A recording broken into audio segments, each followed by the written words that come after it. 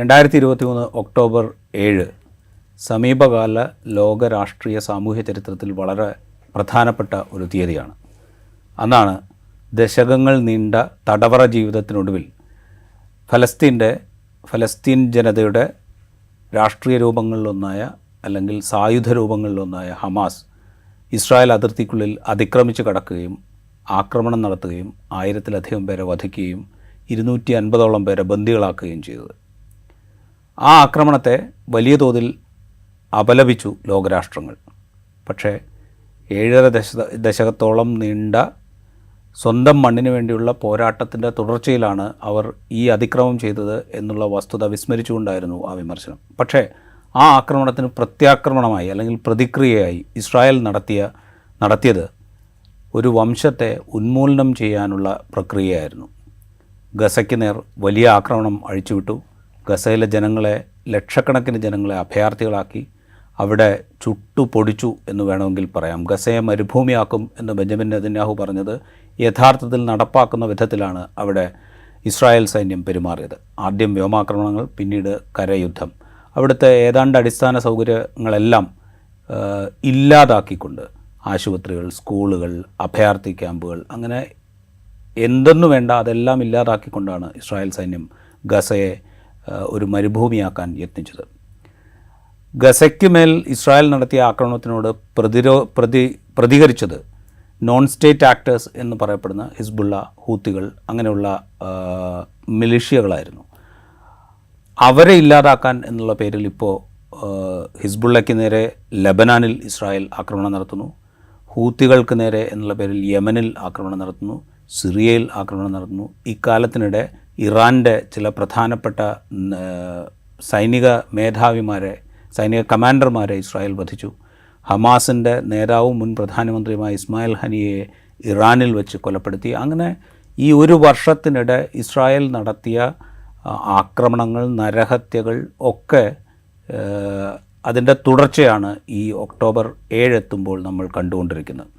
ഈ ആക്രമണത്തിൽ നിരപരാധികളും നിസ്സഹായരുമായ മനുഷ്യരാണ് ഭൂരിഭാഗവും കൊല്ലപ്പെട്ടത്. ഗസയിൽ മാത്രം ഏതാണ്ട് 47,000 പേർ മരിച്ചിരിക്കുന്നു. അതിൽ തന്നെ വലിയൊരു ഭാഗം കുഞ്ഞുങ്ങളാണ്, സ്ത്രീകളാണ്. ലബനാനിൽ കൊല്ലപ്പെടുന്നതും നിരപരാധികളാണ്. എങ്ങോട്ടാണ് ഇസ്രായേൽ പോയിക്കൊണ്ടിരിക്കുന്നത്? അത് പരിശോധിക്കുകയാണ് നമ്മൾ ഈ ഒരു വർഷം എത്തുമ്പോൾ. നമുക്കൊപ്പമുള്ളത് എല്ലാവർക്കും പരിചിതനായ ഡോക്ടർ PJ വിൻസെൻ്റാണ്. വിദേശകാര്യ വിദഗ്ധനും അധ്യാപകനുമാണ് അദ്ദേഹം. നമ്മൾ ഈ ഒക്ടോബർ 7 ഈ സംഭവം ഉണ്ടായതിൻ്റെ തൊട്ട് പിറകെ മുതൽ നമ്മളിത് സംസാരിച്ച് വരുന്നുണ്ട്, നമ്മളിത് ഫോളോ ചെയ്ത് വരുന്നുണ്ട്. ആദ്യം മുതൽ നമ്മൾ ചോദിച്ചുകൊണ്ട് വരുന്നൊരു കാര്യം, ഇതൊരു റീജിയണൽ വാറായിട്ട് മാറാനുള്ളൊരു സാധ്യത എത്രത്തോളം ആണ് എന്നുള്ളതായിരുന്നു. ഏതാണ്ട് ആ അവസ്ഥയിലേക്ക് കാര്യങ്ങൾ എത്തിക്കഴിഞ്ഞു എന്ന് തോന്നുന്നു. ഇസ്രായേൽ എന്താണോ ഉദ്ദേശിച്ചത്, ഒരു റീജിയണൽ വാറാക്കി മാറ്റുക എന്നുള്ള ലക്ഷ്യം ഇസ്രായേലിനുണ്ടായിരുന്നു തുടക്കം മുതൽ എന്ന് തോന്നുന്നു. അവിടേക്ക് കാര്യങ്ങൾ എത്തി എന്നാണോ നമ്മൾ മനസ്സിലാക്കേണ്ടത്? അതെ, അങ്ങനെ തന്നെയാണ് മനസ്സിലാക്കേണ്ടത്.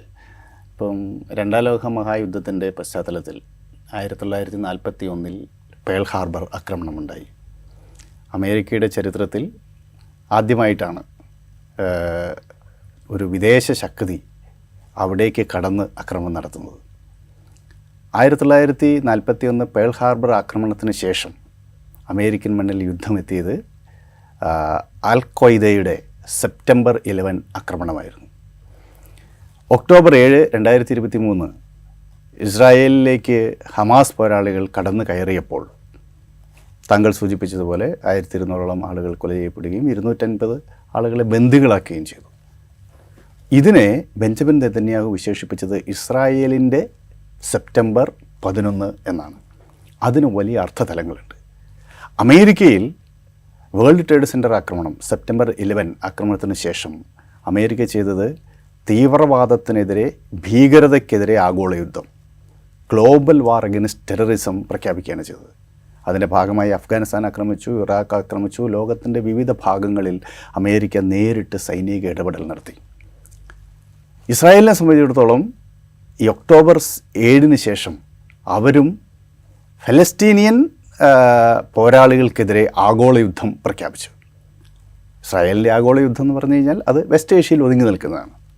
എന്ന് പറഞ്ഞാൽ വെസ്റ്റ് ഏഷ്യയിൽ, പശ്ചിമേഷ്യയിൽ ഗ്രേറ്റർ ഇസ്രായേൽ സ്ഥാപിക്കുന്നതിന് വേണ്ടിയിട്ടാണ് സയനിസ്റ്റ് ഓർഗനൈസേഷൻ ഉണ്ടാക്കിയത്. അവരുടെ പ്രഖ്യാപിത ലക്ഷ്യവുമെല്ലാം അതാണ്. അതിനെ മതപരമായ ഒരു സൂചന മുന്നോട്ട് വച്ചാൽ ജൂതന്മാരുടെ പ്രപിതാമഹനായ അബ്രാഹം സഞ്ചരിച്ച പ്രദേശങ്ങൾ മുഴുവനും ഇസ്രായേൽ എന്ന രാഷ്ട്രത്തിൻ്റേതാണ് എന്നതാണ് അവരുടെ വാദം. അങ്ങനെ വരുമ്പോൾ ഇന്നത്തെ ലെബനൻ്റെ തെക്കൻ ലെബനൻ അടങ്ങുന്ന മുഴുവൻ പ്രദേശങ്ങളും വരും, സിറിയ പൂർണ്ണമായിട്ട് വരും, അതുപോലെ ഇന്നത്തെ ഫലസ്തീനും ഇസ്രായേലും അടങ്ങുന്ന പ്രദേശം വരും, ഈജിപ്തിൻ്റെ പ്രദേശങ്ങൾ വരും, മെക്കയും മദീനയും അടക്കം വരും. കാരണം അദ്ദേഹം ഇന്നത്തെ ഇറാഖിലെ ഊർ എന്ന നഗരത്തിലെ ആയിരുന്നല്ലോ താമസിച്ചിരുന്നത്, ചാൽദിയന്മാരുടെ നഗരമായിരുന്നു അത്. ആ പ്രദേശം അടക്കം വരും. ഇതാണ് ഗ്രേറ്റർ ഇസ്രായേൽ എന്ന കൺസെപ്റ്റ്. അപ്പോൾ ഇത്രയും മേഖല ജൂതരാഷ്ട്രത്തിൻ്റേതാണ്, ആ പ്രദേശം മുഴുവനും സ്വന്തമാക്കണം. അതിനുള്ള മാർഗം ജിനോസൈഡാണ്, വേറെ മാർഗമൊന്നുമില്ല. അത് ബൈബിളിലെ തന്നെ ദി കിങ്സ്, രാജാക്കന്മാരുടെ പുസ്തകം നോക്കിയാൽ നമുക്കത് കാണാം. അപ്പം ജോഷുവയുടെ നേതൃത്വത്തിൽ ഇസ്രായേല്യർ കനാൻ ദേശത്ത് പ്രവേശിച്ച് അവരുടെ നഗരങ്ങൾ മുഴുവൻ തകർത്ത് അവിടെ ഒരു രാഷ്ട്രം സ്ഥാപിക്കാനുണ്ടായത്. അപ്പോൾ അതിൻ്റെ ആവർത്തനം ആണ് യഥാർത്ഥത്തിൽ ഇവർ ലക്ഷ്യം വയ്ക്കുന്നത്. ഇത് ഒക്ടോബർ 9 ഇത്തരത്തിലൊരു സംഘടിതമായ അക്രമം നടത്താൻ ആവശ്യമായ ഒരു മനോഭാവ സൃഷ്ടി ആഗോളതലത്തിലുണ്ടായി എന്നുള്ളതാണ് പ്രധാനം. കാരണം ഇതൊരു ലക്ഷണമൊത്ത തീവ്രവാദ ആക്രമണമായിരുന്നു എന്ന കാര്യത്തിൽ സംശയമില്ല. അത് താങ്കൾ സൂചിപ്പിച്ചതുപോലെ ഇന്നും ഇന്നലെയും തുടങ്ങിയ ഒരു പ്രതിഭാസമല്ല. ഹമാസും അതുപോലെ ഇസ്രായേൽ സൈന്യവും തമ്മിൽ 4 മേജർ യുദ്ധങ്ങൾ കഴിഞ്ഞതിന് ശേഷമാണ് ഇതുണ്ടാവുന്നത്. 2007 അവർ ഗസയിൽ അധികാരത്തിൽ വന്നതിന് ശേഷം 2008 ഓപ്പറേഷൻ കാസ്റ്റ് ലീഡ് എന്ന് പറയുന്ന വലിയ സൈനിക നീക്കമുണ്ടായി. 2012 ഓപ്പറേഷൻ പില്ലർ ഓഫ് ഡിഫൻസ് എന്ന പേരിലാണ് അവർ സൈനിക നീക്കം നടത്തിയത്. 2014 ഓപ്പറേഷൻ പ്രൊട്ടക്റ്റീവ് എഡ്ജ് എന്ന പേരിൽ സൈനിക നീക്കമുണ്ടായി. 2017 18 മൈനർ കോൺഫ്ലിക്റ്റ് ഉണ്ടായി. 2021 വീണ്ടും മേജർ കോൺഫ്ലിക്റ്റ് ഉണ്ടായി. അത് ആ കോൺഫ്ലിക്റ്റ് തുടർന്ന് വരുന്നതിൻ്റെ ഇടയിലാണ് ഈ ഒക്ടോബർ 7 ആക്രമണം ഉണ്ടാകുന്നത്. അപ്പോൾ തുടർച്ചയായ ഒരു സംഘർഷത്തിൻ്റെ പശ്ചാത്തലത്തിലാണ് ഒക്ടോബർ 7 പോലും ഉണ്ടാകുന്നത്. പക്ഷേ ഒക്ടോബർ 7 ഒരു തീവ്രവാദ ആക്രമണം എന്ന നിലയ്ക്ക് ആഗോള സമൂഹം കാണുകയും ഇസ്രായേലിന് വലിയ പിന്തുണ ലോകത്തെല്ലായിടത്തു നിന്ന് കിട്ടുകയും ചെയ്തു. ഇതുപയോഗിച്ച് അമേരിക്ക എങ്ങനെയാണോ ഭീകരതയ്ക്കെതിരായ ആഗോള യുദ്ധം എന്ന പേരിൽ അവരുടെ സാമ്രാജ്യത്വ താല്പര്യങ്ങൾ സംരക്ഷിക്കുന്നതിന് വേണ്ടി ലോകത്തെല്ലായിടത്തും സഖ്യങ്ങൾ ഉണ്ടാക്കുകയും ആക്രമണം നടത്തുകയും ചെയ്തത്, അതുപോലെ തന്നെ ഒക്ടോബർ 7 സൃഷ്ടിച്ച സഹതാപ തരംഗത്തെ പ്രയോജനപ്പെടുത്തി ഗ്രേറ്റർ ഇസ്രായേൽ ഉണ്ടാക്കാൻ വേണ്ടിയിട്ടുള്ള ഗ്രാൻഡ് ഡിസൈൻ അപ്പോൾ തന്നെ ഇസ്രായേൽ സൈന്യം തയ്യാറാക്കി. അതിൻ്റെ തുടർച്ചയായിട്ടാണ് അവർ ഗസയെ പൊടിച്ചത്. താങ്കൾ സൂചിപ്പിച്ചത് വളരെ കറക്റ്റാണ്. ഗസയെ തകർത്ത് കളഞ്ഞു. അതിനുശേഷം അവർ വെസ്റ്റ് ബാങ്കിലേക്ക് തിരിഞ്ഞു. വെസ്റ്റ് ബാങ്കിൽ പ്രധാനമായും ഇസ്രായേൽ സൈന്യം ലക്ഷ്യം വെച്ചത് ഫലസ്തീൻ ഇസ്ലാമിക് ജിഹാദിനെയാണ്. അവരുടെ ഒരു ഉപയൂണിറ്റായി പ്രവർത്തിക്കുന്ന ജെനിൻ ബ്രിഗേഡാണ് അവിടെയുള്ള ഇസ്രായേൽ കുടിയേറ്റ കേന്ദ്രങ്ങൾക്കും IDF-നും നിരന്തരം തലവേദന സൃഷ്ടിക്കുന്ന വളരെ സമീപകാലത്തുണ്ടായിട്ടുള്ള ഒരു സായുധ സംഘമാണ്. അവർ പ്രത്യയശാസ്ത്രപരമായും സംഘടനാപരമായും ഫലസ്തീനിയൻ ഇസ്ലാമിക് ജിഹാദുമായിട്ടാണ് അസോസിയേറ്റ് പ്രവർത്തിക്കുന്നത്. അവർക്ക് ഹമാസുമായിട്ടും ബന്ധമുണ്ട്, ഹിസ്ബുള്ളയുമായിട്ടും ബന്ധമുണ്ട്. അപ്പോൾ ഈ വിഭാഗത്തെ തകർക്കുന്നതിന് വേണ്ടി അവർ ആക്രമണത്തിൻ്റെ കുന്തമന വെസ്റ്റ് ബാങ്കിലേക്ക് തിരിച്ചു വെച്ചു. അതിനുശേഷമാണ് ഇപ്പോൾ ലെബനനിലേക്ക് തിരിഞ്ഞിരിക്കുന്നത്. എന്ന് വെച്ചാൽ ഇസ്രായേലിൻ്റെ അതിർത്തികൾ മുഴുവനും, തെക്കൻ അതിർത്തി, മധ്യപ്രദേശങ്ങൾ, വെസ്റ്റ് ബാങ്കുമായി അതിർത്തി നിർണ്ണയിക്കുന്ന പ്രദേശം, ഇസ്രായേലിൻ്റെ ഉത്തര അതിർത്തിയാണ് തെക്കൻ ലെബനൻ. അപ്പം ഇസ്രായേലിൻ്റെ എക്സ്പാൻഷനിസമാണ് അത് സൂചിപ്പിക്കുന്നത്, ടെറിട്ടോറിയൽ എക്സ്പാൻഷനിസം. അതിന് വേണ്ടിയിട്ടുള്ള ഒരു അവസരമായി അവർ കാണുന്നു. അതാണ് ഒരു ഭാഗത്ത്. ഇത് നമ്മൾ പറയുമ്പോഴേ ഇപ്പോൾ ഇസ്രായേൽ ഇത് ചെയ്യുമ്പോൾ ഇപ്പോൾ തുടക്കത്തിൽ ഈ പറഞ്ഞ പോലെ തീവ്രവാദം ഉണ്ടായി, അല്ലെങ്കിൽ ഹമാസിൻ്റെ തീവ്രവാദ പ്രവർത്തനം ഉണ്ടായി, അതൊരു അവസരമാക്കിയെടുത്തുകൊണ്ട് ഗസയിലേക്ക് കടന്നു കയറാൻ ശ്രമിച്ചു. ഗസയിൽ ആക്രമണം നടത്തി. ഹമാസിനെ ലക്ഷ്യമിട്ടാണ് ആക്രമണം എന്ന് പറഞ്ഞു. ഹമാസിൻ്റെ കമാൻഡർമാരെയും നേതാക്കളെയാണ് ലക്ഷ്യമിടുന്നതെന്ന് പറഞ്ഞു. പക്ഷേ നമ്മുടെ മുമ്പിലേക്ക് വന്ന കാഴ്ചകളും വിവരങ്ങളും ഒക്കെ നേർവിപരീതമായിരുന്നു. മരിച്ചവരിൽ കൂടുതൽ കുട്ടികളായിരുന്നു, സ്ത്രീകളായിരുന്നു, തകർക്കപ്പെട്ടതിൽ കൂടുതൽ സ്കൂളുകളോ ആശുപത്രികളോ ഒക്കെ ആയിരുന്നു, അല്ലെങ്കിൽ ഹെൽത്ത് സെൻറ്റേഴ്സ് ആയിരുന്നു. ഇതൊക്കെയായിരുന്നു. ഇത് അപ്പോഴും നമ്മൾ പ്രതീക്ഷിക്കുന്നത് ഇത് കുറച്ച് ദിവസത്തിനപ്പുറം ഇത് നീണ്ടുപോകില്ല. കാരണം ആഗോള സമൂഹം ഈ ഒരു കൊടും ക്രൂരത കണ്ടുകൊണ്ട് നിൽക്കില്ല എന്ന തോന്നലുണ്ടായിരുന്നു. പക്ഷേ ആ തോന്നൽ ഈ 1 വർഷത്തിനപ്പുറവും അതൊരു തോന്നലായിട്ട് അവിടെ നിൽക്കുകയാണ്. ആക്രമണം നിർത്തണം, സംഘർഷം അവസാനിപ്പിക്കണം എന്നൊക്കെ പലരും ഇങ്ങനെ മർമർ ചെയ്യുന്നത് പോലെ പറയുന്നുണ്ട്. ഐക്യരാഷ്ട്രസഭ പലതവണ യോഗം കൂടുന്നുണ്ട്, പ്രമേയം പാസ്സാക്കുന്നുണ്ട്. സെക്രട്ടറി ജനറൽ ആൻ്റോണിയോ ഗുട്ടറസ് വളരെ അസ്വസ്ഥനായി അദ്ദേഹത്തിൻ്റെ വേദന പുറത്തേക്ക് പറയുന്നുണ്ട്. പക്ഷേ ഒന്നും സംഭവിക്കുന്നില്ല. അതായത് ഇസ്രായേൽ എന്താണോ വിചാരിക്കുന്നത് അത് ലോകത്ത് നടക്കും എന്ന് ഈ ഒരു വർഷം നമ്മളെ ബോധ്യപ്പെടുത്തണം. തീർച്ചയായിട്ടും അതെ. കാരണം യുണൈറ്റഡ് നേഷൻസിൻ്റെ ഏറ്റവും പ്രധാനപ്പെട്ട ഉത്തരവാദിത്വം ഒന്ന് maintenance of international security and piece എന്നുള്ളതാണ്. അന്താരാഷ്ട്ര സമാധാനവും സുരക്ഷിതത്വം ഉറപ്പുവരുത്തുക. അന്താരാഷ്ട്ര സമാധാനവും സുരക്ഷിതത്വം ഉറപ്പുവരുത്തണമെങ്കിൽ മൈറ്റ് ഈസ് റൈറ്റ് എന്നത് ഇല്ലാതാവണം. ശക്തൻ്റെ ആണ് നീതി എന്ന അവസ്ഥ ഇല്ലാണ്ടാവണം.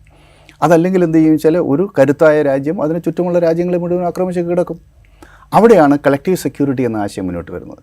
ഒരു അന്താരാഷ്ട്ര സംഘടന ഉണ്ടെങ്കിൽ മാത്രമേ കളക്റ്റീവ് സെക്യൂരിറ്റി എന്നുള്ള ആശയം നമുക്ക് പ്രവർത്തിക്കാൻ സാധിക്കുകയുള്ളൂ. അപ്പോൾ യുണൈറ്റഡ് നേഷൻസ് എന്ന ആഗോള സംഘടനയും അതിൻ്റെ പെർമനൻറ്റ് മെമ്പേഴ്സ് സെക്യൂരിറ്റി കൗൺസിലിലെ സ്ഥിരാംഗങ്ങളായിട്ടുള്ള 5 രാജ്യങ്ങളും പഞ്ചമഹാശക്തികൾക്കുമാണ് ആഗോള സമാധാനവും സുരക്ഷിതത്വവും ഉറപ്പുവരുത്തുവാനുള്ള അടിസ്ഥാനപരമായ ഉത്തരവാദിത്വം. അവരാണ് ഒരു ദുർബലമായ ഒരു രാജ്യത്തെ ശക്തമായ ഒരു രാജ്യം ആക്രമിക്കുമ്പോൾ മറ്റെല്ലാ രാജ്യങ്ങളും ചേർന്നിട്ട് ഈ ദുർബല രാജ്യത്തെ, ശക്തി കുറഞ്ഞ രാജ്യത്തിൻ്റെ പിന്നിൽ അണിനിരക്കുക. അതാണ് collective security. It is collective measure for security. ആ ആശയം ഇപ്പോൾ പൂർണ്ണമായും തകർന്നു. ലോകം വീണ്ടും ഒരു സെക്യൂരിറ്റി പോയിൻ്റ് ഓഫ് വ്യൂവിൽ ബാലൻസ് ഓഫ് പവറിലേക്ക് നീങ്ങി.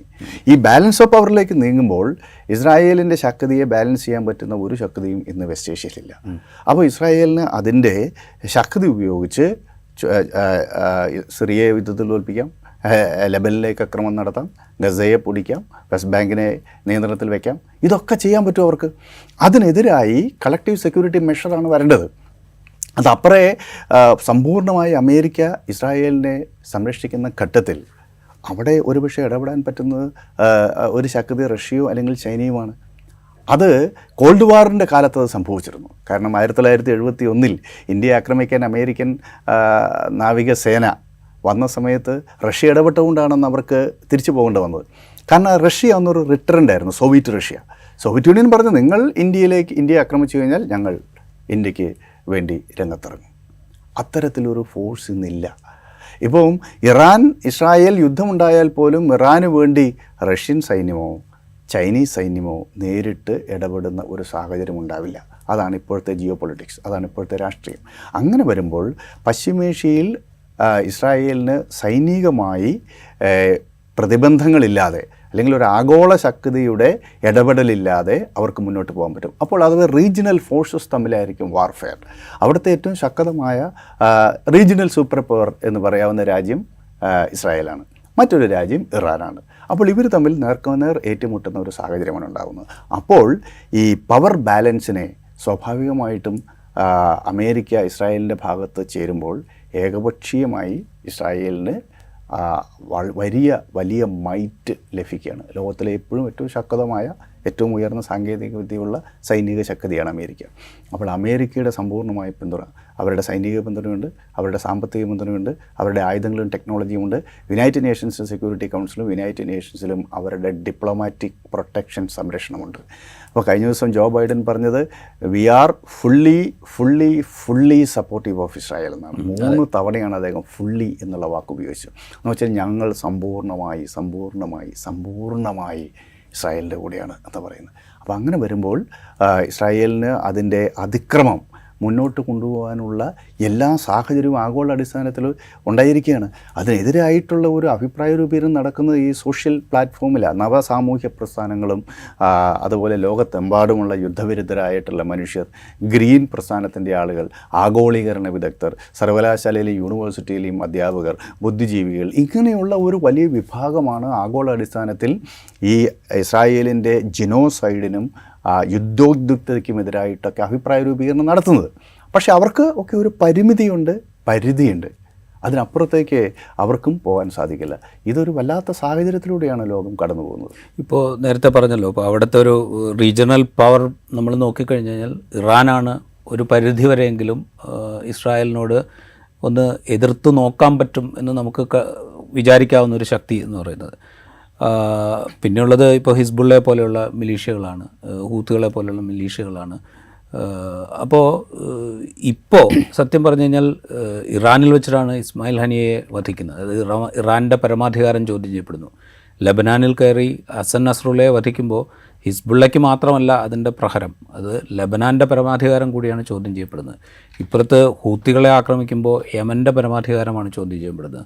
സിറിയയിൽ ആക്രമണം നടത്തി ഇറാൻ സൈനിക മേധാവിമാരെ വധിക്കുമ്പോൾ സിറിയയുടെ പരമാധികാരമാണ് ചോദ്യം ചെയ്യപ്പെടുന്നത്. അപ്പോൾ ഈ റീജിയനിലുള്ള എല്ലാ രാഷ്ട്രങ്ങളുടെയും അവരുടെ സ്വയംഭരണാവകാശത്തെ, പരമാധികാരത്തെ, സ്വാതന്ത്ര്യത്തെ ഒക്കെ ചോദ്യം ചെയ്തുകൊണ്ടാണ് ഇസ്രായേൽ ഇങ്ങനെ മുമ്പോട്ട് പോയിക്കൊണ്ടിരിക്കുന്നത്.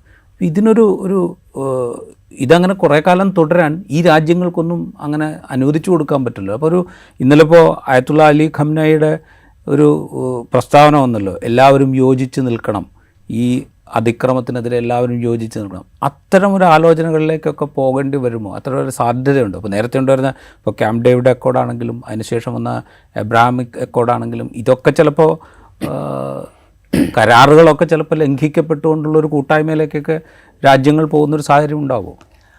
ഒരു വിശാലമായ ഐക്യപ്പെടലിനുള്ള ഒരു സാധ്യത ഉണ്ടോ എന്ന് ചോദിച്ചാൽ അത് സ്വാഭാവികമായി രൂപപ്പെട്ട് വരേണ്ടതാണ്. വെസ്റ്റ് ഏഷ്യയുടെ പൊളിറ്റിക്സിനെ നിർണ്ണയിക്കുന്ന രണ്ട് പ്രധാനപ്പെട്ട ശക്തികൾ, അതൊന്ന് ഇസ്ലാമും മറ്റൊന്ന് എത്നിസിറ്റിയാണ്, വംശീയതയുമാണ്. അത് Arab identity, non Arab identity, ഇത് രണ്ടും പ്രധാനമാണ്. ഇസ്ലാം സ്പെസിഫിക്കലി പൊളിറ്റിക്കൽ ഇസ്ലാം. അപ്പോൾ ഇതിനകത്തുള്ള ആന്തര വൈരുദ്ധ്യങ്ങൾ നമുക്ക് ചുരുങ്ങിയ വാക്കുകളിൽ വിശദീകരിക്കാൻ പറ്റില്ല. ഇപ്പോൾ ഒരു ഷിയ സഖ്യം ഇറാൻ്റെ നേതൃത്വത്തിൽ അവിടെ രൂപപ്പെട്ടു വന്നിട്ടുണ്ട്. അതിനെ Iran and the proxies of Iran, ഇതിനെ മൊത്തത്തിൽ പറയുന്നത് ഇസ്രായേലും അമേരിക്കയും പറയുന്നത് ആക്സിസ് ഓഫ് ഈവിൾ എന്നാണ്. അതേസമയം ഇറാൻ ഇതിനെ പറയുന്നത് ആക്സിസ് ഓഫ് റെസിസ്റ്റൻസ് എന്നാണ്. അപ്പോൾ ഇറാനും അതിൻ്റെ പ്രോക്സികളും മൾട്ടിപ്പിൾ ഫ്രണ്ടിലാണ് ഫൈറ്റ് ചെയ്യുന്നത്. ഒരേ സമയം അവർ സുന്നി അറബ് രാജ്യങ്ങൾക്കെതിരെ ഫൈറ്റ് ചെയ്യുന്നു, മറുഭാഗത്ത് അവർ ഇസ്രായേലിനെതിരെ ഫൈറ്റ് ചെയ്യുന്നു. ഈ ഐക്യമെന്ന് പറയുമ്പോൾ ഇവരെല്ലാം തമ്മിൽ ഐക്യമുണ്ടാകുകയും വേണം. ഇപ്പോൾ ഇറാൻ്റെ പ്രോക്സികളിൽ ഏറ്റവും പ്രധാനപ്പെട്ടതാണ് ഹൂത്തികൾ. അവർ യമൻ കേന്ദ്രീകരിച്ചാണ് പ്രവർത്തിക്കുന്നത്. ഇപ്പോൾ അതിൻ്റെ നേതാവ് അബ്ദുൽ മാലിക് ബദ്രുദ്ദീൻ അൽ ഹൂത്തിയാണ്. ഹൂത്തികളുടെ ഒരു പ്രത്യേകത, അവർ ഷിയാക്കളാണ് എന്നത് മാത്രമല്ല, അവർ പ്രവാചകൻ്റെ പരമ്പരയിൽപ്പെട്ട അറബികളാണ്. സൗദി അറേബ്യയ്ക്ക് പ്രതിസന്ധി ഉണ്ടാക്കുന്ന ഒരു ഘടകം അതാണ്. അതേസമയം ഇറാനിലുള്ള ഷിയാക്കൾ അവർ വംശീയമായി വേണമെങ്കിൽ ഒരു എത്നിക് പോയിന്റ് ഓഫ് വ്യൂവിൽ പറയാൻ പറ്റില്ലെങ്കിലും ആര്യന്മാരാണെന്ന് പറയാം. നോൺ അറബ്സ് ആണ് അവർ, സെമിറ്റിക് വംശജരല്ല ഇറാനിയന്മാർ. അവർ ഈ കൊക്കേഷ്യൻ പാരമ്പര്യമുള്ള ആളുകളാണ്. അവർ വംശീയമായി അങ്ങനെയാണ്, മതപരമായി ഷിയ മുസ്ലിമുകളാണ്. അവരുടെ പിന്തുണയിലാണ് ഹൂത്തികൾ പ്രവർത്തിക്കുന്നത്. ഈ ഹൂത്തികളുടെ ഒരു പ്രശ്നം എന്താ വെച്ചാൽ, ജിസാൻ പ്രോവിൻസ് ഉണ്ടല്ലോ, ഈ സൗദി അറേബ്യ തെക്കൻ പ്രോവിൻസ്, ഈ പ്രോവിൻസിൽ വലിയൊരു ശതമാനം ഷിയാക്കളുണ്ട്. അപ്പോൾ ഈ ഹൂത്തികളുടെ പ്രസ്ഥാനം അവിടെ ശക്തിപ്പെട്ടു വരുന്നു. അത് ആത്യന്തികമായി സൗദി അറേബ്യയുടെ ടെറിട്ടോറിയൽ ഇൻറ്റഗ്രിറ്റിയെ ബാധിക്കും. അപ്പം ഹൂത്തികളുടെ യമൻ എന്ന് പറയുന്ന മേഖല, യമൻ രാജ്യം ഇപ്പോൾ അവരുടെ നിയന്ത്രണത്തിലാണ്. സന അവരെ കീഴടക്കിയിരിക്കുന്നു. യമൻ്റെ മഹാഭൂരിപക്ഷം വരുന്ന പ്രദേശങ്ങൾ ഹൂത്തികളുടെ നിയന്ത്രണത്തിലാണ്. അതവിടെ നിൽക്കുന്നില്ല. അവിടെ നിന്ന് സൗദി അറേബ്യയിലേക്ക് കൂടി അവർ വ്യാപിക്കുകയാണ്. സ്വാഭാവികമായിട്ട് national interest of Saudi Arabia is threatened. അപ്പോഴാണ് സൗദി അറേബ്യയുടെ നേതൃത്വത്തിൽ ദശരാജ സഖ്യമുണ്ടാകുന്നത്. 10 രാജ്യങ്ങളുടെ സഖ്യമുണ്ടാക്കി ഹൂത്തികൾക്കെതിരെ പോരാടുന്നത്. അപ്പോൾ അവിടെ ഇറാൻ്റെ പിന്തുണയോടുകൂടി ഹൂത്തികൾ സുന്നി സഖ്യത്തിനെതിരെ യുദ്ധം ചെയ്യുന്നു. സുന്നികളുടെ സഖ്യത്തിൻ്റെ നേതൃത്വം സൗദി അറേബ്യക്കാണ്. ഇതൊരു പ്രശ്നമാണ്. ഇനി 2011 മുതൽ നടക്കുന്ന സിറിയൻ ആഭ്യന്തര യുദ്ധത്തിലേക്ക് വന്നാൽ, സിറിയയിലെ 70% മുതൽ 75% വരെ സിറിയൻ പോപ്പുലേഷൻ ഷിയ മുസ്ലിംസ്, സുന്നി മുസ്ലിംസ്. അവിടെ 25% ഷിയാക്കളുള്ളത്. ഭരണം ഷിയാക്കളൊക്കെ. അപ്പോഴാണ് ഈ ആരബ് സ്പ്രിങ്ങിൻ്റെ ഒരു പശ്ചാത്തലത്തിൽ അവിടെ അറബ് അപ്രൈസിംഗ് ഉണ്ടാകുന്നത്. അറബ് അപ്രൈസിംഗ് ബാഷർ അൽ അസദിനെ പുറത്താക്കുക എന്നുള്ളതാണ്. അത് സാങ്കേതികമായി പറഞ്ഞാൽ ഒരു സുന്നി ഭരണകൂടം സ്ഥാപിക്കുക എന്നുള്ളതാണ്. അപ്പോൾ സിറിയയിലൊരു വളരെ നിയമവിധേയമായ ഒരു തെരഞ്ഞെടുപ്പ് നടന്നാൽ സ്വാഭാവികമായിട്ടും അവിടുത്തെ സുന്നി ഗ്രൂപ്പുകളാണ് അധികാരത്തിൽ വരിക. അപ്പോൾ 2011 ഈ സംഘർഷത്തിൻ്റെ പശ്ചാത്തലത്തിലാണ് ഈ സിറിയയിലെ റെസിസ്റ്റൻസ് മൂവ്മെൻറ്റിനെ മുഴുവനും ഇവർ ട്രെയിൻ ചെയ്യിക്കുന്നത് ഇറാൻ. അന്നേരം ഇറാൻ അങ്ങോട്ട് അയച്ചത് ഇറാൻ്റെ ചരിത്രത്തിലെ ഏറ്റവും സ്വാധീനമുള്ള മിലിറ്ററി നേതാവ് ഖാസിം സുലൈമാനി. 2021 അമേരിക്ക ഡ്രോൺ ആക്രമണത്തിൽ അദ്ദേഹത്തെ കൊലപ്പെടുത്തി. ഈ ഖാസിം സുലൈമാനി അവരുടെ ഇസ്ലാമിക് റവല്യൂഷണറി ഗാർഡ് കോർപ്സ് എന്ന് പറയുന്ന വരേണ്യ സൈനിക ദളം, അത് ഈ ഗാർഡിയൻ കൗൺസിലിൻ്റെ ഖമനയുടെ നേരിട്ട് നിയന്ത്രണത്തിലുള്ള ഒരു പോരാട്ട സംഘമാണ്, ഒരു സൈന്യമാണത്. അത് വരേണ്യമായ സൈന്യമാണ്, വെറും സൈന്യമല്ല, വെൽ ട്രെയിൻഡ് ആയിട്ടുള്ള ഒരു സൈന്യമാണ്. അവരുടെ ഉത്തരവാദിത്തമാണ് ഇറാൻ വിപ്ലവത്തെ സംരക്ഷിക്കുകയും ഇറാൻ വിപ്ലവം ലോകത്തെമ്പാടും പ്രചരിപ്പിക്കുകയും ചെയ്യുക എന്നുള്ള 2 ലക്ഷ്യങ്ങളുണ്ട്. അത് മറ്റ് രാജ്യങ്ങളിൽ പ്രവർത്തിക്കുന്നത് ഖുദ്സ് ഫോഴ്സസ് എന്ന പേരിലാണ്. ഈ ഖുദ്സ് ഫോഴ്സസിൻ്റെ തലവനായിരുന്നു ഖാസിം സുലൈമാനി. അദ്ദേഹത്തെ നേരിട്ട് സിറിയയിലേക്ക് അയക്കുകയാണ്. എന്തിന്? ബാഷർ അൽ അസദിൻ്റെ ഷിയ റഷീമിനെ അവിടെ നിലനിർത്താൻ. ബാഷർ അൽ റഷീദിന് ഇറാൻ്റെ സഹായമുണ്ട്, റഷ്യയുടെ സഹായമുണ്ട്. അതിനെതിരായിട്ട് സൗദി അറേബ്യയുടെ നേതൃത്വത്തിൽ സുന്നികൾ പ്രവർത്തിക്കുന്നു. അതേസമയം ബാഷർ അൽ അസദിനെതിരായിട്ട് ഇസ്രായേലും അമേരിക്കയും സഖ്യം ചേർന്ന് പ്രവർത്തിക്കുന്നു. ആ ഗ്രൂപ്പിൽ തുർക്കിയുടെ സഹായവും സുന്നി ഗ്രൂപ്പുകൾക്കുണ്ട്. അതേസമയം ഫലസ്തീൻ സംഘർഷത്തിലേക്ക് വരുമ്പോൾ അവിടെ നിലവിൽ ഖത്തറും തുർക്കിയും ഫലസ്തീൻ്റെ കൂടെയാണ്. ഇങ്ങനെ സങ്കീർണമായ ഒരു സമവാക്യമാണ് അവിടെയുള്ളത്. അപ്പോൾ ഒരു ഭാഗത്ത് ഈ സുന്നി ഐക്യനിരയും ഷിയ ഐക്യനിരയും രൂപപ്പെട്ടിട്ടുണ്ട്. ഷിയ ശൃംഖലയിൽ ഏറ്റവും പ്രധാനപ്പെട്ടതാണ് ലെബനൻ കേന്ദ്രീകരിച്ച് പ്രവർത്തിക്കുന്ന ഹിസ്ബുള്ള, അതുപോലെ സിറിയൻ സൈന്യമടക്കം സിറിയയിലെ വിവിധ സംഘടനകൾ, അതുപോലെ ഇറാഖ് കേന്ദ്രീകരിച്ച് പ്രവർത്തിക്കുന്ന പോപ്പുലർ റെസിസ്റ്റൻസ് ഫ്രണ്ട് എന്നുള്ളത്. ബഹ്റൈനിലും ഉണ്ട്. ബഹ്റൈനിലെ ഇപ്പം AAB അൽ അസ്താർ ഫോഴ്സസ്, AAF എന്ന് പറയും. അതുപോലെ അൽ മഖ്ദാർ ഫോഴ്സസ് എന്നൊക്കെ പറയുന്നത് അത് 2011 ലെബനൻ അപ്രൈസിങ്ങിൻ്റെ പശ്ചാത്തലത്തിൽ വന്നതാണ്. ആ ലെബനൻ അപ്രൈസിംഗ് നേതൃത്വം നൽകിയത് ബഹ്റൈനിലുള്ള ഷിയ മുസ്ലിമുകളാണ്. അപ്പോൾ ഇങ്ങനെ ഇതെല്ലാം ചേർന്ന്, അതുപോലെ ഹൂത്തികളുണ്ട്, ഇവരെല്ലാം ചേർന്ന ഷിയ സഖ്യം ആണ് സുന്നി സഖ്യത്തിനെതിരെ അണിനിരക്കുന്നത്. ഇതിൽ സൗദി അറേബ്യ അപ്പോൾ ഈ സാഹചര്യത്തിലാണ് പുതിയ സാധനം വരുന്നത്. അബ്രഹാമിക് അക്കോർഡൊക്കെ വരുന്നത് ഈ ഒരു പശ്ചാത്തലത്തിൽ. അപ്പോൾ ഇറാൻ്റെ വളർന്നു വരുന്ന ഈ ശക്തിയെ തടയാൻ വേണ്ടിയിട്ടാണ് ഇസ്രായേലിൻ്റെ സഹായം വേണ്ടി വരും എന്ന തിരിച്ചറിവുണ്ടാകുന്നത്. അവിടുത്തെ സുന്നി രാജ്യങ്ങൾ, വിശേഷിച്ച സൗദി അറേബ്യയും അടക്കമുള്ള ഗൾഫിലെ ഈ അമിറേറ്റുകളൊക്കെ അമേരിക്കൻ പ്രൊട്ടക്ടറേറ്റുകളാണ്. അപ്പം അമേരിക്കയുടെ സഹായം അവർക്കുണ്ട്. അത് പോരാ, ഇസ്രായേലിനെ കൂടി ഈ സഖ്യത്തിലേക്ക് ചേർക്കുക എന്ന അർത്ഥത്തിലാണ് അബ്രഹാമിക് അക്കോർഡ് വരുന്നത്. UAE-യുമായിട്ടുള്ള ബന്ധം, നയതന്ത്ര ബന്ധം ശക്തിപ്പെടുത്താൻ അബ്രഹാം രൂപപ്പെടുത്തിയ കരാറിൻ്റെ പേര് അബ്രഹാമിക് അക്കോർഡ് എന്നാണ്. അതിനു മുമ്പ് 2 അറബ് രാജ്യങ്ങളെ ഇസ്രായേലുമായിട്ട് നയതന്ത്ര ബന്ധങ്ങൾ സ്ഥാപിച്ചിട്ടുണ്ട്, ഈജിപ്തും ജോർദാനും. 1978 ക്യാമ്പ് ഡേവിഡിൻ്റെ ഭാഗമായി ഈജിപ്തും 1994 ജോർദാനും. പക്ഷേ പിന്നീട് ഇത് വരുന്നു. അബ്രഹാമിക് അക്കോർഡ് വരുന്നതോടുകൂടി അബ്രഹാമിക ജനത ഒന്നിക്കുക എന്നുള്ളതാണ്. അതിനകത്ത് മതപരമായ ഘടകത്തേക്കാൾ എത്നിസിറ്റിയാണ് ഉപയോഗിക്കുന്നത്. കാരണം അറബികളും ജൂതന്മാരും വംശീയമായി സഹോദരന്മാരാണ്, അബ്രഹാമിൻ്റെ പരമ്പരയാണ്, അബ്രഹാമിൻ്റെ മക്കളാണ്. അതുകൊണ്ട് നമ്മൾ ഐക്യപ്പെടുക. ഈ ഇറാൻ എന്ന് പറയുന്ന രാജ്യം അറബികളല്ല, അവർ വേറെ ഏതോ ജനവിഭാഗമാണ്. അപ്പം മാത്രമല്ല അവരുടെ മതം ഷിയ മതമാണ്. അപ്പോൾ ഷിയായിസം എന്ന് പറയുന്നത് മെയിൻ സ്ട്രീം ഇസ്ലാം അല്ലല്ലോ. മെയിൻ സ്ട്രീം ഇസ്ലാം സുന്നി ആയിട്ടാണ് അവർ പരിഗണിക്കുന്നത്. അപ്പോൾ ഇങ്ങനെ ഒരു ഫ്രണ്ട് ഉണ്ടാക്കുക എന്നുള്ളതായിരുന്നു ലക്ഷ്യം. അത് ഉണ്ടാക്കിയിട്ടുള്ള വിഭജനം ചെറുതല്ല. അപ്പോൾ ഇങ്ങനെ സങ്കീർണമായ പ്രശ്നം അവിടെയുണ്ട്. അവിടേക്കാണ് ലെബനൻ പ്രസക്തമാകുന്നത്. ലെബനനിൽ ഏകദേശം 33% മറോണൈറ്റ് ക്രിസ്ത്യൻസാണ്, 32% സുന്നി മുസ്ലിമുകളുണ്ട്, 31% ഷിയാക്കളുമുണ്ട്. ഷിയാക്കൾ പരമ്പരാഗതമായ പാവപ്പെട്ടവരാണ്. ഇവരുള്ളത് തെക്കൻ ലെബനനിലാണ്. അപ്പോൾ ഈ തെക്കൻ ലെബനനിലേക്ക് ഇപ്പോൾ ഇസ്രായേൽ സൈന്യം കടന്നപ്പോൾ ലെബനൻ്റെ സൈന്യം പിന്മാറുകയാണ് ചെയ്തത്. കാരണം ലെബനൻ സൈന്യം നേരിട്ട് ഇസ്രായേൽ സൈന്യമായി യുദ്ധത്തിൽ വരണ്ട എന്നുള്ള തീരുമാനം എടുത്തിട്ടുണ്ട്. അത് എന്ത് തരത്തിലുള്ള പൊളിറ്റിക്കൽ ഡിസിഷൻ ആണെന്ന് അറിയില്ല. കാരണം ഇത് അടിസ്ഥാനപരമായി ലെബനൻ എന്ന രാജ്യവും ഇസ്രായേലും തമ്മിലുള്ള സംഘർഷമല്ല, ഹിസ്ബുള്ളയും ഇസ്രായേലും തമ്മിലുള്ള സംഘർഷമായി മാത്രം നിന്നാൽ മതി എന്ന തീരുമാനം അവരെടുത്തിട്ടുണ്ട്. ഇനി ലെബനൻ എന്ന രാജ്യം എടുത്താൽ അതൊരു രാജ്യമാണോ എന്ന് പോലും നമുക്ക് പറയാൻ പറ്റില്ല. ലെബനനൈസേഷൻ എന്ന വാക്കാണ് അവിടെ ഉപയോഗിക്കുന്നത്. കാരണം ഒരു രാജ്യത്തിൽ സാധാരണ സിവിൽ വാർ ഉണ്ടായ 2 ശക്തികൾ തമ്മിലായിരിക്കും. ലെബനിൽ അങ്ങനെയല്ല. ഒരു ഭാഗത്ത് മറണൈറ്റ് ക്രിസ്ത്യൻസ് ഉണ്ട്, ഒരു ഭാഗത്ത് സുന്നി മുസ്ലിംസ് ഉണ്ട്, ഇവിടെ ഷിയ മുസ്ലിംസ് ഉണ്ട്, ഡ്രൂസുകൾ എന്ന് പറയുന്ന ചെറിയ സംഘത്തിൻ്റെ വേറെ പാർട്ടിയുണ്ട്, മുസ്ലിമുകളിൽ തന്നെ ആർമീനിയൻ ക്രിസ്ത്യാനികളുടെ മിലീഷ്യയുണ്ട്, ഗ്രീക്ക് ഓർത്തഡോക്സ് ക്രിസ്ത്യാനികളുടെ വേറെ മിലീഷ്യയുണ്ട്. ഇതെല്ലാം കൂടെ പല സന്ദർഭങ്ങളിലും പരസ്പരം പോരടിക്കും, ചിലപ്പോൾ അവർ ഐക്യപ്പെടും. അപ്പോൾ ഇങ്ങനെ ഒരു തരത്തിൽ നമുക്ക് വ്യാഖ്യാനിക്കാൻ പറ്റാത്ത സംഘർഷങ്ങളുടെ വേദിയാണ്. ആ പ്രക്രിയയാണ് നമ്മൾ ലെബനനൈസേഷൻ എന്നുള്ള വാക്ക് തന്നെ ഉപയോഗിക്കും. അപ്പോൾ ആ രാജ്യത്തിൻ്റെ അവസ്ഥ ഇപ്പോൾ അതാണ്. അതുകൊണ്ട് ഈ ലെബനൻ ഒരു രാജ്യം, ഒരു സൈന്യം എന്ന നിലയ്ക്ക് ഇസ്രായേലുമായിട്ട് യുദ്ധത്തിൽ ഇപ്പോൾ ഇല്ല. പക്ഷേ ബെയ്റൂട്ടൊക്കെ അവരടിച്ച് തകർക്കുകയാണ്. അവരുടെ തലസ്ഥാനം തന്നെ നിരന്തരമായി ആക്രമിക്കപ്പെട്ടിരിക്കുകയാണ്. പക്ഷേ അവിടെ റെസിസ്റ്റ് ചെയ്യുന്നത് ഹിസ്ബുള്ളയാണ്. അപ്പോൾ ഇപ്പോൾ യുദ്ധത്തിൻ്റെ കുന്തമുന അവർ ഈ തെക്കൻ ലെബനനിലേക്ക് കേന്ദ്രീകരിക്കും. അതിന് കാരണവുമുണ്ട്.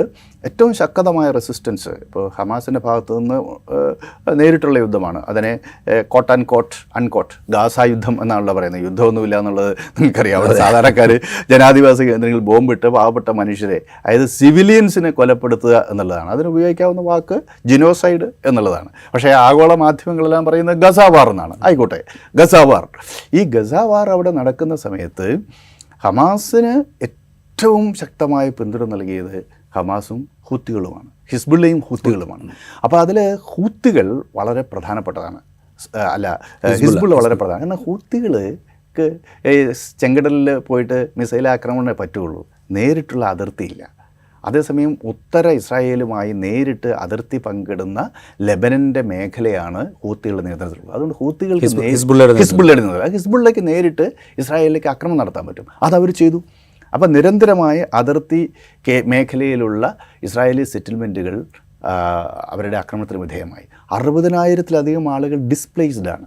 അപ്പോൾ ഈ കുടിയേറ്റ കേന്ദ്രങ്ങളിൽ നിന്നൊക്കെ ഇസ്രായേലികൾക്ക് ഒഴിഞ്ഞു പോകേണ്ട വന്നു. അവർക്ക് ഇതുവരെ തിരിച്ചു വരാനുള്ള സാഹചര്യം ഉണ്ടായിട്ടില്ല. അപ്പോൾ പുതിയ ഒരു യുദ്ധലക്ഷ്യം കൂടി ഇസ്രായേൽ പ്രഖ്യാപിച്ചിട്ടുണ്ട്. ഈ ഒഴിഞ്ഞു പോയ ആളുകൾ മുഴുവൻ തിരിച്ചവിടെ കൊണ്ടുവരും. തിരിച്ചവിടെ കൊണ്ടുവരണമെങ്കിൽ അവരെ സേഫായി സുരക്ഷിതമായി ഹിസ്ബുള്ളയുടെ റോക്കറ്റ് ആക്രമണത്തിൻ്റെ നിഴലിൽ നിർത്താതിരിക്കണം. അഥവാ ഹിസ്ബുള്ളയുടെ റോക്കറ്റ് ആക്രമണത്തെ തടയാൻ സാധിക്കണം. അങ്ങനെ വേണമെങ്കിൽ ഇത് തമ്മിലൊരു വലിയ ബഫർ സോൺ വേണം. ആ ബഫർ സോൺ ക്രിയേറ്റ് ചെയ്യുക എന്നുള്ളത് ഇപ്പോഴത്തെ യുദ്ധത്തിൻ്റെ ലക്ഷ്യമായിട്ട് ഏറ്റവും പ്രധാനപ്പെട്ട ലക്ഷ്യം അതാണ്. അതോടൊപ്പം ഈ ഹിസ്ബുള്ളയുടെ റോക്കറ്റ് ലോഞ്ചിങ് പാടുകൾ പൂർണ്ണമായിട്ടും തകർക്കുക. അപ്പം അത്തരത്തിലുള്ള യുദ്ധലക്ഷ്യത്തിലേക്കാണ് നീങ്ങുന്നത്. അപ്പം 3 ഫ്രണ്ട് ഒരേ സമയം ഇസ്രായേൽ ഇപ്പോൾ തുറന്നിരിക്കുന്നു. ഒന്ന് ഗസയിൽ, മറ്റൊന്ന് വെസ്റ്റ് ബാങ്കിൽ, മൂന്നാമത്തത് ലെബനനിൽ. ഇത് 3ഉം ഇസ്രായേലിൻ്റെ നേരിട്ട് അതിർത്തി പങ്കിടുന്ന പ്രദേശങ്ങളാണ്. ഈ മേഖല ഏറെക്കുറെ ഡിസ്മാൻഡിൽ ചെയ്യും എന്ന വാക്ക് ഉപയോഗിക്കുന്ന തകർത്തിട്ട് അവിടെ ഒരു ഫലസ്തീൻ രാഷ്ട്രമുണ്ടാക്കാനുള്ള സാധ്യതകളെ പൂർണ്ണമായി ഇല്ലായ്മ ചെയ്യുക എന്നുള്ളതാണ്. ഒരു സ്വതന്ത്ര ഫലസ്തീൻ എന്ന് പറയുന്നത് 1967 ശേഷം ഒരു കൺസെൻസസ് പോലും ഉണ്ടായത് വെസ്റ്റ് ബാങ്കും ഗസയും കിഴക്കൻ ജെറുസലേമും ചേർത്ത് ഒരു സ്വതന്ത്ര ഫലസ്തീൻ രാഷ്ട്രമുണ്ടാക്കുക, എന്നിട്ട് കിഴക്കൻ ജെറുസലേം അതിൻ്റെ തലസ്ഥാനമാക്കുക. ഇത് ആഗോള അടിസ്ഥാനത്തിൽ അംഗീകരിക്കപ്പെട്ട ഒരു യാഥാർത്ഥ്യമാണ്. ഇപ്പോൾ ഹിസ്ബുള്ളയും അതുപോലെ ഹമാസും ഫലസ്തീനി ഇസ്ലാമിക് ജിഹാദും യാസർ അരഫാത്തിൻ്റെ പ്രസ്ഥാനമായ അൽഫത്തയൊക്കെ തുടക്കത്തിൽ പറഞ്ഞിരുന്നത് പൂർണ്ണമായും ഇസ്രായേലിനെ ഞങ്ങൾ ലിക്വിഡേറ്റ് ചെയ്യും എന്നുള്ളതാണ്. കാരണം ഇസ്രായേലിൻ്റെ മുഴുവൻ സ്ഥലവും അറബികളുടേതാണ്, അത് പൂർണ്ണമായും ഞങ്ങൾക്ക് തന്നെ കിട്ടണം എന്നുള്ളതായിരുന്നു. എന്നാൽ മാറിയ സാഹചര്യത്തിൽ ഇപ്പോൾ 80കളിലും ഇപ്പോൾ ഓസ്ലോ പാക്ട് ഉണ്ടായി, അതിനുശേഷം ജോർജ് ബുഷിൻ്റെ കാലത്ത് റോഡ് മാപ്പ് ഉണ്ടായി, ഒബാമയുടെ കാലത്ത് പീസ് പ്രോസസ്സ് ഉണ്ടായി. അപ്പോൾ ഇതിലൊക്കെ ഫലസ്തീൻ വിമോചന പ്രസ്ഥാനങ്ങൾ എത്തിച്ചേർന്നിട്ടുള്ള ഒരു കൺസെൻസസ് ഇതാണ്. നിലവിലുള്ള വെസ്റ്റ് ബാങ്കും ഗസയും കിഴക്കൻ ജെറുസലേമും ചേർന്നിട്ട് ഒരു രാജ്യമുണ്ടാക്കുക. ഇസ്രായേലും അക്കാലത്ത് താത്വികമായി വെസ്റ്റ് ബാങ്കിനെയും ഗസയെയും ഒരു സ്വതന്ത്ര ഫലസ്തീൻ രാഷ്ട്രമാക്കി അംഗീകരിക്കാം എന്നവർ അംഗീകരിച്ചിരുന്നു. പക്ഷേ കിഴക്കൻ ജെറുസലേമിൻ്റെ കാര്യത്തിലായിരുന്നു അഭിപ്രായ വ്യത്യാസം ഉണ്ടായിരുന്നു. കിഴക്കൻ ജെറുസലേമിൽ ഈ വെയിലിംഗ് വോൾ ഉള്ളതുകൊണ്ട് അതൊരിക്കലും വിട്ടുകൊടുക്കില്ല എന്നുള്ള നിലപാടാണ്. കിഴക്കൻ ജെറുസലേമിൻ്റെ കാര്യത്തിലാണ് തർക്കമുണ്ടായത്. ആ തർക്കത്തിലുള്ള പരിഹാരമാണല്ലോ 2017 ട്രംപിൻ്റെ പിന്തുണ ഉണ്ടാകുന്നത്. ട്രംപ് പറഞ്ഞ് കിഴക്കൻ ജെറുസലേമും കൂടി ഇസ്രായേലിൻ്റെ ഭാഗമാണ്, അത് ക്യാപിറ്റൽ സിറ്റി ആക്കണമെന്നൊക്കെ പറഞ്ഞതോടുകൂടിയാണ് പുതിയ ഒരു സംഘർഷ മേഖല പോലും തുറന്നു വന്നത്. ഇനിയിപ്പം പക്ഷേ നിലവിലുള്ളൊരു സാഹചര്യത്തിൽ ഗസ ഒന്നുമില്ല. ഇപ്പോൾ വെസ്റ്റ് ബാങ്ക് തന്നെ 67% വെസ്റ്റ് ബാങ്ക് ഇസ്രായേലിൻ്റെ നിയന്ത്രണത്തിലാണ്. അപ്പോൾ ഗസ ഇല്ല, വെസ്റ്റ് ബാങ്ക് ഇല്ല, ടെറിട്ടറി ഇല്ല. ഇപ്പോൾ യഥാർത്ഥത്തിൽ അവിടെ കുറേ ഫ്ലോട്ടിംഗ് പോപ്പുലേഷൻ മാത്രമേ ഉള്ളൂ. ഈ ഫ്ലോട്ടിംഗ് പോപ്പുലേഷനെ അയൽരാജ്യങ്ങളായിട്ടുള്ള ജോർദാനിലേക്കും കുറേ ആളുകളെ ഈജിപ്തിലേക്കും കുറേ ആളുകളെ ലെബനൻ്റെ ഉൾപ്രദേശത്തിലേക്കും തള്ളി നീക്കിയാൽ ആ പ്രദേശങ്ങൾ കുറേ കാലം ബഫർ സോണായിട്ട് നിലനിർത്തും. പിന്നീട് അവിടെ കുടിയേറ്റ കേന്ദ്രങ്ങൾ തുടങ്ങി ഇസ്രായേലിനോട് കൂട്ടിച്ചേർക്കും. ഇങ്ങനെ ഒരു മാരകമായ യുദ്ധലക്ഷ്യം, യുദ്ധതന്ത്രമാണ് ഇസ്രായേൽ പ്രയോഗിക്കുന്നത്. അതിനെ പെട്ടെന്ന് ഒരു പ്രതിസന്ധി ഉണ്ടായത് ഇറാൻ്റെ ഇടപെടലാണ്. അതെ, ഈ ഇറാൻ്റെ ഇടപെടൽ, ഇറാൻ ഇപ്പോൾ ആദ്യം ഒരു ടെസ്റ്റ് ഡോസ് എന്നുള്ള നിലയ്ക്ക് നേരത്തെ ഒരു ആക്രമണം ഇറാൻ നടത്തിയിരുന്നു. അതിനുശേഷം ഇപ്പോൾ ഹിസ്ബുള്ളയ്ക്ക് നേരെ ആക്രമണം, ഹസൻ നസ്രള്ളയുടെ വധത്തിന് ശേഷം കുറച്ചുകൂടെ ശക്തമായ ആക്രമണം നടത്തുന്നു. സ്വാഭാവികമായിട്ടും ഇസ്രായേൽ തിരിച്ചടിക്കും എന്നുള്ളത് അവർക്ക് അറിയാഞ്ഞിട്ടല്ല, തിരിച്ചടിക്കാനുള്ള സാധ്യത വളരെ കൂടുതലാണ്. ഇപ്പോൾ കോൺസെൻട്രേറ്റ് ചെയ്യുന്ന ലെബനനിലായതുകൊണ്ട് അവർ ഇറാനിലേക്ക് ഇപ്പോൾ തൽക്കാലം പോകുന്നില്ല എന്നുള്ളതേ ഉള്ളൂ. ഒരുപക്ഷെ തിരിച്ചടി ഉണ്ടായേക്കാം. ആ തിരിച്ചടി ഉണ്ടാവുകയാണെങ്കിൽ നമ്മൾ ആശങ്കപ്പെട്ടതുപോലെ ഉള്ള ഒരു ഫുൾ ഫ്ലെഡ്ജ്ഡ് വാറിലേക്ക് കാര്യങ്ങൾ എത്തും? തീർച്ചയായിട്ടും എത്തും. അതിൻ്റെ ഒരു പ്രധാനപ്പെട്ട വിഷയം ഇസ്രായേൽ ഹമാസിനെതിരെ ഫൈറ്റ് ചെയ്യുന്നു എന്ന് പറഞ്ഞാൽ അതിനർത്ഥം ഇറാനെതിരെ കൂടി ഫൈറ്റ് ചെയ്യുന്നു എന്നാണ്. കാരണം ഹമാസ് ആണെങ്കിലും ഹിസ്ബുള്ള ആണെങ്കിലും ഹൂത്തികളാണെങ്കിലും പലസ്തീൻ ഇസ്ലാമിക് ജിഹാദ് ആണെങ്കിലും ഇങ്ങനെയുള്ള എല്ലാ പോരാട്ട സംഘങ്ങൾക്കും ട്രെയിനിങ് കൊടുക്കുന്നത് ഈ ഖുദ്സ് ഫോഴ്സസ് ആണ്. ആയുധം കൊടുക്കുന്നത് ഖുദ്സ് ഫോഴ്സസ് ആണ്. എല്ലാം അവരതാണ്. അപ്പോൾ ഇറാനെ ന്യൂട്രലൈസ് ചെയ്യാതെ ഇസ്രായേലിന് സുരക്ഷിതത്വം എന്നുള്ളത് സങ്കല്പത്തിൽ മാത്രമായിരിക്കും. അപ്പോൾ അങ്ങനെ വരുമ്പോൾ ഇറാനെ ലക്ഷ്യം വയ്ക്കാൻ വേണ്ടി 1980കളിൽ തുടങ്ങി അവർ ലക്ഷ്യം വയ്ക്കുന്നതാണ്. ഇറാഖ് ആണവ നിലയങ്ങൾ ഡെവലപ്പ് ചെയ്യുന്നു എന്ന് പറഞ്ഞപ്പോൾ ഇസ്രായേൽ വന്ന് ബോംബ് ചെയ്തിട്ട് പോയതാണ്. 80കളിൽ മുതൽ തന്നെ അപ്പം ഷാ പല്ലവിയുടെ ഗവൺമെൻറ് നിന്ന കാലത്ത് അമേരിക്കൻ സഹായത്തോടു കൂടിയാണ് ഇറാൻ അതിൻ്റെ ന്യൂക്ലിയർ പദ്ധതി ആരംഭിക്കുന്നത്. പിന്നീട് 1979 ശേഷം അമേരിക്കയുമായിട്ടുള്ള ബന്ധം പൂർണ്ണമായി അറ്റുപോയതോടുകൂടി അവർക്കത് മുന്നോട്ട് കൊണ്ടുപോകാൻ പറ്റിയില്ല. എന്നാൽ പിന്നീട് പാകിസ്ഥാൻ്റെ ആണവ ശാസ്ത്രജ്ഞൻ MQ ഖാൻ ഖാദിർ ഖാൻ്റെ നേതൃത്വത്തിൽ ഒരു ആണവ കടത്ത് പാതയുണ്ടാക്കിയല്ലോ. ചൈന, പാകിസ്ഥാൻ, ഉത്തര കൊറിയ, ഇറാൻ ഈ കടത്ത് പാതയിൽ വരുന്ന ഒരു രാജ്യമാണ് ഇറാൻ. അപ്പോൾ അങ്ങനെ ട്രാൻസ്ഫർ ചെയ്ത് കിട്ടിയ യുറേനിയവും അതുപോലെ സാങ്കേതികവിദ്യ ഉപയോഗിച്ചിട്ടാണ് വീണ്ടും 80കളിൽ ഇറാൻ അതിൻ്റെ ആണവ പദ്ധതി വീണ്ടും ആരംഭിക്കുന്നത്. ഇപ്പോൾ ഏറെക്കുറെ ബോംബുകൾ ഉണ്ടാക്കാൻ പറ്റുന്ന വിധത്തിലുള്ള സമ്പുഷ്ട യുറേനിയം അവരുടെ കയ്യിലുണ്ട് എന്നുള്ളതാണ് അനൗദ്യോഗികമായ റിപ്പോർട്ടുകൾ. അതൊന്ന്. മറ്റൊരു ഭാഗത്ത് ഇറാന് ശക്തമായ ബാലിസ്റ്റിക് മിസൈൽ സിസ്റ്റമുണ്ട്. ഇസ്രായേൽ കഴിഞ്ഞാൽ ആ മേഖലയിൽ ഏറ്റവും അധികം പ്രിസൈസായിട്ടുള്ള മിസൈൽ ടെക്നോളജിയും അതുപോലെ മിസൈലുകളുള്ള രാജ്യമാണ് അവരുടെ. അവരിപ്പോൾ പ്രയോഗിച്ച ഫഹദ് സെക്കൻഡ് ഹൈപ്പർസോണിക് മിസൈലുകളാണ്. അത് നിരവധി എണ്ണം ഇസ്രായേൽ പതിച്ചു എന്നുള്ളൊരു വാസ്തവമല്ലേ? അത്തരത്തിലൊരു മിസൈൽ, ഒരു ആണവ മിസൈലാണെങ്കിൽ അത് ടെല്ലവീവിനെ ചുട്ടുചാരമാക്കില്ലേ? അപ്പോൾ അതുകൊണ്ട് ഈ ഇറാനുമായിട്ട് നേരിട്ടുള്ള ഒരു യുദ്ധം ഏകപക്ഷീയമായ ഒരു വിജയമായിരിക്കില്ല. മാത്രവുമല്ല, കഴിഞ്ഞ ആദ്യത്തെ പ്രസിഡൻഷ്യൽ ഡിബേറ്റിൽ കമല ഹാരിസും ട്രംപും തമ്മിലുള്ള പെൻസിൽവാനിയയിലെ ഫസ്റ്റ് ഡിബേറ്റിൽ തന്നെ ട്രംപ് പറഞ്ഞത് കമല ഹാരിസ് ഡെമോക്രാറ്റുകൾ ജയിച്ചു കഴിഞ്ഞാൽ ഇസ്രായേൽ ചാരമാകുമെന്നാണ്. അപ്പോൾ അത് ഡെമോക്രാറ്റുകളുടെ മേലെയും വലിയ പ്രഷർ കൊണ്ടുവരുന്നുണ്ട്. 1 മണിക്കൂർ മുമ്പുള്ള ഒരു സംവാദത്തിൽ ഇറാൻ്റെ ആണവ നിലയങ്ങളെ ഇസ്രായേൽ ആക്രമിക്കണമെന്നാണ് ട്രംപ് പറഞ്ഞത്. ആക്രമിക്കാൻ പാടില്ല എന്ന് ബൈഡനും പറഞ്ഞിട്ടുണ്ട്. പക്ഷേ ഈ ഇറാൻ്റെ ആക്രമണം അമേരിക്കയിൽ പുതിയ തരത്തിലുള്ള ഒരു ചിന്ത ഇപ്പോൾ വളർന്നു വരുന്നുണ്ട്. അതായത് ഏത് നിമിഷവും ഇസ്രായേലിലെ എല്ലാ സ്ഥലവും ഇപ്പോൾ ഇറാൻ്റെ ബാലിസ്റ്റിക് മിസൈലുകളുടെ പരിധിയിൽ വരും. അത് മൊസാദിൻ്റെ ഹെഡ്ക്വാർട്ടേഴ്സ് ആണെങ്കിലും അവിടുത്തെ ഭരണസിരാ കേന്ദ്രമാണെങ്കിലും നെസറ്റ് ഇറാനിയൻ പാർലമെൻ്റ് ആണെങ്കിലും ഇതൊക്കെ ഇറാൻ്റെ മിസൈൽ ആക്രമണത്തിൻ്റെ പരിധിയിലാണ്. മാത്രവുമല്ല, പേരുകേട്ട മിസൈൽ പ്രതിരോധ സംവിധാനമായ അയൺ ഡോം അവർക്കുണ്ടെങ്കിലും എല്ലാ മിസൈലുകളെയും ഒന്നും അവർക്ക് തകർക്കാൻ കഴിയുന്നില്ല എന്നുള്ളത് നമ്മൾ കണ്ടതാണ്. താങ്കൾ നേരത്തെ സൂചിപ്പിച്ചതുപോലെ ആദ്യത്തെ പ്രതീകാത്മകമായിട്ടുള്ള അറ്റാക്ക് ഇറാൻ്റെ ഭാഗത്തു നിന്നുണ്ടാകുന്നത് കഴിഞ്ഞ ഏപ്രിൽ 13-നാണ്. അത് ഏപ്രിൽ 1-നാണ് ഡമാസ്കസിലുള്ള ഇറാൻ എംബസി ഇസ്രായേൽ ബോംബിട്ട് തകർക്കുന്നത്. അതിൽ 16 പേര് കൊല ചെയ്യപ്പെട്ടു. അതിൽ 8 പേര് ഡിപ്ലോമാറ്റുകളടക്കം. അതിൽ 8 പേര് IRGC ഖുദ്സ് ഫോഴ്സിൻ്റെ കേണൽ, ബ്രിഗേഡിയർ പദവിയിലൊക്കെയുള്ള ഉയർന്ന സൈനിക ഉദ്യോഗസ്ഥന്മാരാണ്. അപ്പോൾ അതിനോടുള്ള പ്രതികാരം, അത് പ്രതീകാത്മകമാണെന്ന് പ്രഖ്യാപിച്ച് മുൻകൂട്ടി അറിയിച്ചിട്ടാണ് മിസൈൽ ബാരേജ് അയക്കുന്നത്. അതിൽ മഹാഭൂരിപക്ഷവും അമേരിക്കയും ഇസ്രായേലും കൂടെ ചേർന്ന് തകർത്ത് കളഞ്ഞു. പക്ഷേ ഇത്തവണത്തെ ആക്രമണത്തിന് പ്രത്യേകതയുണ്ടായിരുന്നു. ഇത്തവണ പലതും നമ്മൾ ലൈവായിട്ട് കണ്ടതാണ്. നഗരത്തിൽ വന്ന് വീണു, നാശനഷ്ടങ്ങൾ ഉണ്ടായിട്ടുണ്ട്. അപ്പോൾ അങ്ങനെ വരുമ്പോൾ ഇറാനെ നമുക്കൊരു ചെറിയ ശക്തിയായിട്ട് കാണാൻ സാധിക്കില്ല. അതേസമയം ഒരു നേരിട്ടുള്ള യുദ്ധം ഉണ്ടാകുമ്പോൾ അറബ് രാജ്യങ്ങളും ഇസ്രായേലും തമ്മിൽ ഉണ്ടായതുപോലൊരു യുദ്ധം ഉണ്ടാവാനുള്ള സാധ്യതയില്ല. കാരണം ഇറാനും ഇസ്രായേലും തമ്മിൽ അതിർത്തി പങ്കുവയ്ക്കുന്നില്ല. അങ്ങനെ വരുമ്പോൾ ഒരു IDF ഇസ്രായേലി ഡിഫൻസ് ഫോഴ്സും ഇറാൻ കരസൈന്യവും തമ്മിൽ നേരിട്ട് ഏറ്റുമുട്ടുന്ന ഒരു സാഹചര്യം ഉണ്ടാവില്ല. ഞാൻ അവസാനമായിട്ടൊരു കാര്യം കൊണ്ട് ചോദിക്കാം. ഇതിപ്പോൾ ഹമാസിനെ ഇല്ലാതാക്കും എന്നാണ് പ്രഖ്യാപനം, ഹിസ്ബുള്ളയെ ഇല്ലാതാക്കും എന്നാണ് പ്രഖ്യാപനം. ഹസൻ നസറുള്ളയെ വധിച്ചു കഴിഞ്ഞു. അവരുടെ നേതൃശ്രേണിയിലുള്ള മുതിർന്ന നിരയിലുള്ള ആളുകളെയൊക്കെ വധിച്ചുകൊണ്ടിരിക്കുന്നു എന്ന് പറയുന്നു. ഇറാനെ ആക്രമിക്കുന്നു, ഹൂത്തികളെ ആക്രമിക്കുന്നു. ഇതൊക്കെ ഒരു പരിധിയിലധികം കൗണ്ടർ പ്രൊഡക്റ്റീവ് ആവാനുള്ള സാധ്യത വളരെ കൂടുതലല്ല. ഈ ഗ്രൂപ്പുകൾ നമുക്കറിയാം, ഇവർ എത്ര ഇല്ലാതാക്കാൻ ശ്രമിക്കുന്നോ അതിൽ കൂടുതൽ തീവ്രമായിട്ട് തിരിച്ചു വരുന്ന ഗ്രൂപ്പുകളാണ് മിക്കവാറും ഒക്കെ. കാരണം വെച്ച് കഴിഞ്ഞാൽ അവരത് തിരിച്ചു വരുന്നതിന് അവർക്ക് അവരുടേതായ കാര്യമുണ്ട്. കാരണം അവർ ജനിച്ചു വളർന്ന അവർക്ക് അവകാശപ്പെട്ട ഭൂമിക്ക് വേണ്ടിയിട്ടാണ് അവർ സമരം ചെയ്യുന്നത്. സ്വാതന്ത്ര്യത്തിന് വേണ്ടി സമരം ചെയ്യുന്ന ആളുകൾ അവരെ എത്രമാത്രം അടിച്ചമർത്തിയാലും അവർ തിരിച്ചു വരിക എന്നുള്ളത് സ്വാഭാവികമായി സംഭവിക്കുന്നൊരു കാര്യമാണ്.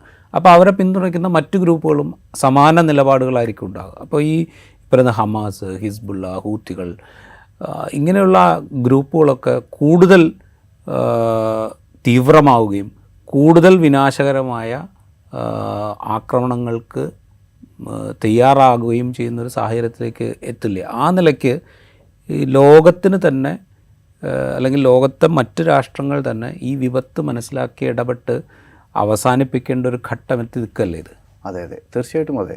ഈ കളക്റ്റീവ് പണിഷ്മെൻറ്റ് തൽക്കാലത്തേക്കൊക്കെ കൊട്ടിഘോഷിക്കപ്പെട്ടേക്കാം, പക്ഷെ അതൊരിക്കലും ചെയ്യാൻ പാടില്ലാത്തൊരു കാര്യമാണ്. ഇസ്രായേലിന് ഹമാസിനെ അറ്റാക്ക് ചെയ്യാം, പക്ഷെ സാധാരണ മനുഷ്യരെ കൊലപ്പെടുന്നതിൽ എന്ത് ന്യായമുള്ളത്? കളക്റ്റീവ് പണിഷ്മെൻറ്റ് പക്ഷേ ചരിത്രത്തിലുണ്ടായിട്ടുണ്ട്. ഇപ്പം കളക്റ്റീവ് പണിഷ്മെൻറ്റിന് വിധേയമായ ഏറ്റവും പ്രധാനപ്പെട്ട ഒരു വംശീയ വിഭാഗമാണല്ലോ ജൂതന്മാർ. 60 ലക്ഷം മനുഷ്യരാണ് അതിൽ കൊല ചെയ്യപ്പെട്ടത്. അപ്പോൾ ആർമീനിയൻ ജിനോസൈഡ് എക്സാമ്പിളാണ്. ഏകദേശം 25 ലക്ഷത്തോളം ആർമീനിക്കാരെയാണ് തുർക്കി സൈന്യം 1-ാം ലോക മഹായുദ്ധത്തിൽ കൊല ചെയ്യപ്പെട്ടത്. ഇപ്പോഴും ഒരു ഡിബേറ്റബിൾ ആയിട്ടുള്ളൊരു വിഷയമാണത്. മഹാത്മാഗാന്ധിയുടെ പ്രതിമ പോലും 2019 മറ്റോ യരവാനിൽ തകർക്കപ്പെട്ടു. അതിനന്ന് അവർ പറഞ്ഞ കാരണം ഖിലാഫത്ത് മൂവ്മെൻറ്റ് ഗാന്ധിജിയുടെ നേതൃത്വത്തിലായിരുന്നു. അപ്പോൾ അതുകൊണ്ട് തുർക്കിയെ ഗാന്ധി സപ്പോർട്ട് ചെയ്തു എന്നുള്ളതാണ്. കാരണം തുർക്കി ആണല്ലോ ഈ ജിനോസൈഡ് നടത്തിയത്. ഇപ്പോൾ ഇന്ത്യയിൽ തന്നെ ഇന്ദിരാഗാന്ധിയെ കൊലപ്പെടുത്തിയ ഇത് സിഖുകാരാന്ന് പറഞ്ഞിട്ട് 3000-ഓളം സിഖുകാരെ ഇന്ത്യയിൽ കൊലപ്പെടുത്തിയില്ലേ? ഒരു വിധത്തിൽ പറഞ്ഞാൽ അതൊരു കളക്റ്റീവ് പണിഷ്മെൻറ്റാണ്. കളക്റ്റീവ് പണിഷ്മെൻറ്റാണ്.